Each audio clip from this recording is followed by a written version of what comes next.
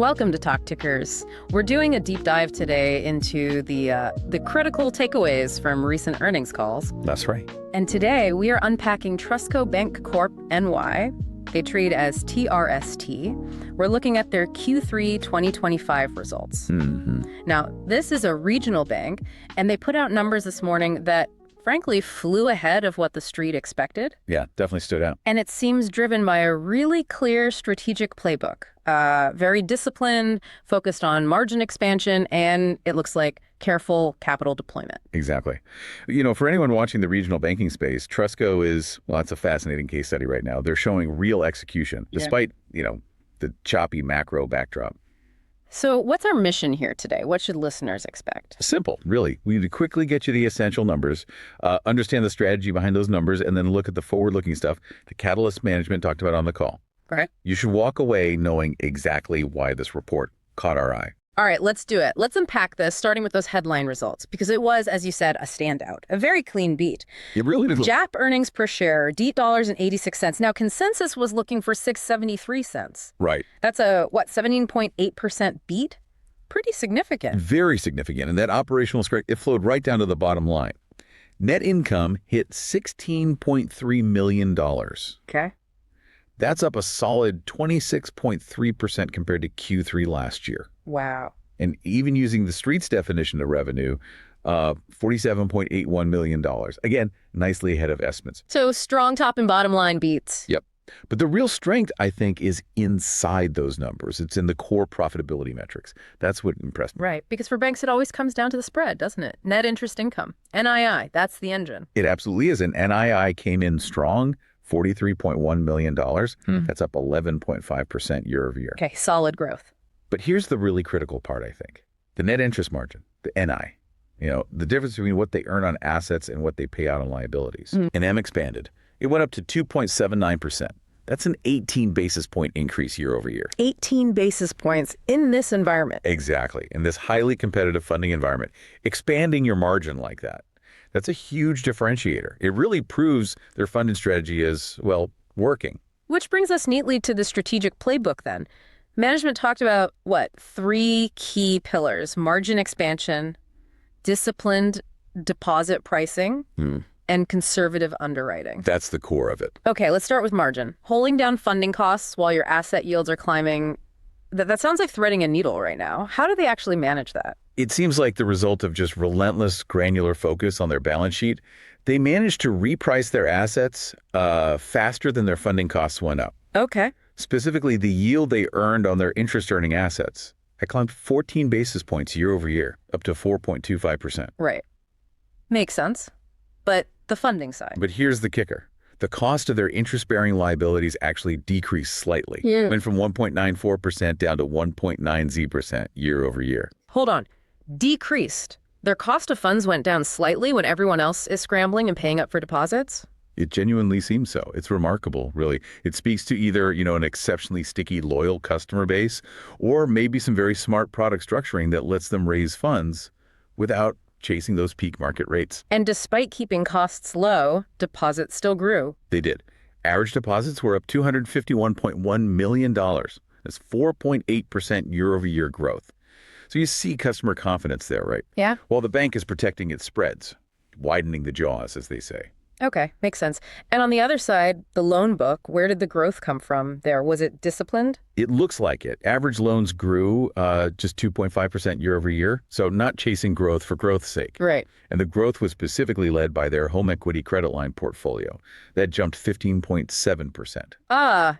ELOCs. Exactly. That kind of secured, high-quality residential lending. That's precisely where you want to see disciplined growth when the focus is conservative underwriting. Which leads us perfectly into credit quality. The CEO kept mentioning solid credit quality, prudent standards. Regionals are under a microscope here, so these metrics matter hugely. And theirs are stellar. Honestly, bordering on pristine.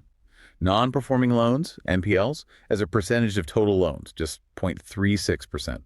Very low. Okay, 0.36%. That's low. And what's more, their coverage ratio, the allowance for losses against those NPLs remained extremely high, around 281%. Okay, let's pause there. 281% coverage. For listeners maybe not deep in bank filings, what does that actually mean in plain English? It's their safety cushion, their loss buffer, and it's massive. Simply put, it means for every single dollar of bad loan, TrustCo is currently identified on its books. Yeah. It set aside $2.81 in reserves to cover that potential loss. That is a huge conservative margin of safety. Got it. Huge buffer. But here's the part that really jumped out at me from the results. It was almost counterintuitive. They didn't just have low losses.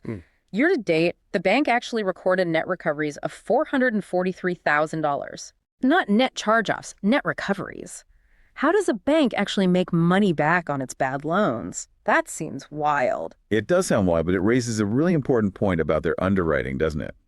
Management explained it on the call. They said the strong local real estate markets, mainly in their operating footprint, Okay. are allowing properties to be sold quickly, often before the bank even has to fully take possession. You go through the whole REO process. So the collateral value is holding up really well. Exactly. There's enough embedded equity, it seems. So even when a borrower unfortunately defaults, the property's value is apparently high enough relative to the loan balance that it can be liquidated fast. It covers the loan, covers associated costs, and sometimes, as we see here, results in a small net gain for the bank. So this isn't just luck then. It's hard evidence that their initial lending was incredibly cautious. They weren't lending right up to the full value of the collateral. That's exactly what it suggests. It speaks volumes about the quality of that HELOC growth we talked about earlier. Absolutely. And, this pristine credit quality, it feeds directly into their operational efficiency, too. Just so. Well, think about it.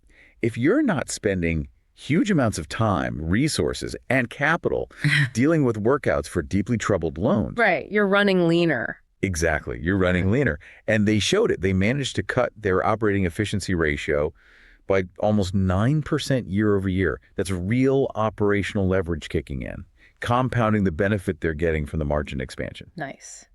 And just to round out the revenue picture, they mentioned non-interest income stability. That's right. Their wealth management and financial services fees, they make up a pretty significant chunk, 41.9% of their non-interest income. Okay. And that's generally more stable, less sensitive to interest rate swings. It provides a nice recurring cushion, makes their overall revenue profile look, well, highly desirable. Okay. Solid quarter across the board then.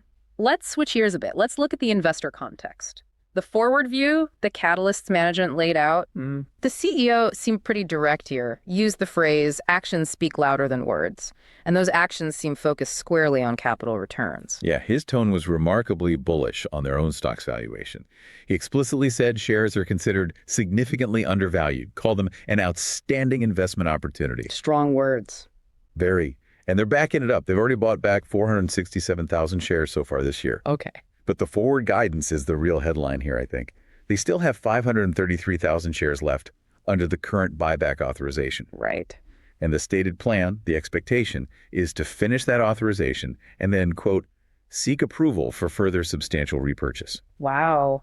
Further substantial repurchase. That's about as clear a signal as management can send, isn't it? They think their stock is the best place to put capital right now. It absolutely is. And the valuation context makes that signal even louder, even stronger.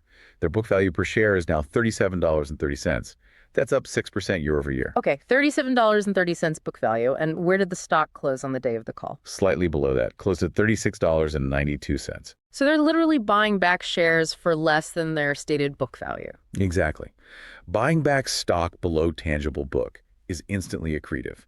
It boosts book value per share. It boosts EPS for all the remaining shareholders. They're basically buying dollars for, 99 cents? Yeah. Management is using their strong balance sheet to directly increase the intrinsic value of the bank with every share they repurchase at these levels. Okay, so the buyback is a huge catalyst. But looking ahead, they also mentioned something specific in the Q&A, didn't they? A kind of tailwind for Q4 related to their funding base, something that could help NIM even more. Yes, this is a really interesting structural point they brought up. Management highlighted that over the next, say, 4 to 6 months, $1 billion worth of their certificates of deposit CDs are maturing. $1 billion. That's a massive chunk of funding. What's the opportunity there? Well, the average rate on those maturing CDs is about 3.75%. Now, while their highest current CD rate offering is 4%, and that's only on a short 3-month term, management clearly expects that the overall cost to replace that $1 billion in funding will be favorable compared to the 3.75% that's rolling off. Ah, I see. So it's like a big refinancing opportunity for the bank itself. Exactly. Think of it like that. They get to replace a large block of relatively expensive funding with potentially cheaper or maybe just more flexible funding, driving further margin expansion into 2026. So that's almost like a built-in structural lift coming their way, assuming they can hang on to those depositors. Assuming they execute, yes. It looks like a clear positive driver. Got it. And finally, just quickly on growth, are they just sitting back, managing margins and buying back stock, or is there any expansion planned? No, they're not just sitting still. While they're clearly conservative, they are expanding selectively. They mentioned targeting Pasco County in Florida. Florida, why there?